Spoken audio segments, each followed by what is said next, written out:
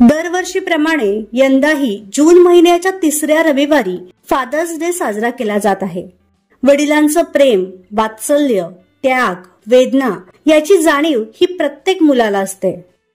त्यामुळे याबद्दल कृतज्ञता व्यक्त करण्यासाठी फादर्स डे साजरा केला जातो. आज सर्वजण सोशल मीडियावर आपल्या वडिलांबरोबर फोटो शेअर करून त्यांच्याविषयी भरभरून लिहित आहेत. मराठी कलाकारांनी देखील आपल्या मुलांसोबत खास फोटो शेअर केलेत.